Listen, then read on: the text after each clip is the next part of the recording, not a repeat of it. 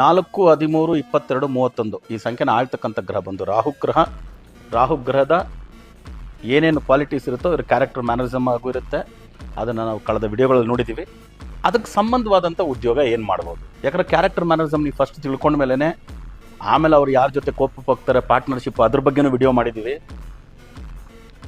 ಅದ್ರ ಜೊತೆಗೆ ಉದ್ಯೋಗನ ಓದನ್ನ ಹೆಂಗೆ ಸೆಲೆಕ್ಟ್ ಮಾಡ್ಕೊಳ್ಳೋದು ಅನ್ನೋದ್ರ ಬಗ್ಗೆ.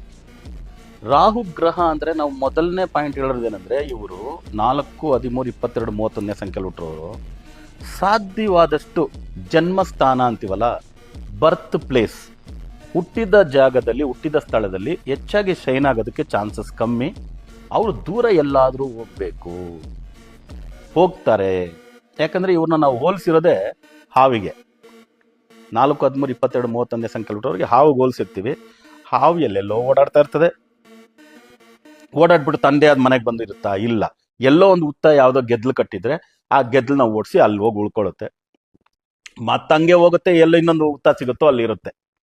ಆ ರೀತಿ ವಲಸೆ ಹೋಗ್ತಕ್ಕಂಥದ್ದು ಹಾವಿನ ಗುಣ ಹೇಗೋ, ಹಂಗೆ ದಿಢೀರಂತ ಮೈಯಲ್ಲದ ಪೊರೆನ ಬಿಟ್ಬಿಟ್ಟು, ಹಾವಾಗೆ ಪೊರೆ ಬಿಟ್ಬಿಟ್ಟು ಆ ಪೊರೆನಲ್ಲಿ ಬಿಟ್ಬಿಟ್ಟು ಹೋಗ್ತಾ ಇರ್ತದೆ ಹಂಗೆ ಡ್ರೆಸ್ ಚೇಂಜ್ ಮಾಡ್ಕೊಂಡು ಅಲ್ವಾ. ಹಂಗೆ 4, 13, 22, 31 ಸಂಖ್ಯೆಯಲ್ಲಿ ಹುಟ್ಟರು 2 ಡ್ರೆಸ್ ಎತ್ತಾಕೊಂಡು ಹೋಗ್ತಾ ಇರೋದೆ, ಎಲ್ಲಿಗೆ ಬೇಕಾದ್ರೂ ಹೋಗ್ತಾ ಇರ್ತಾರೆ.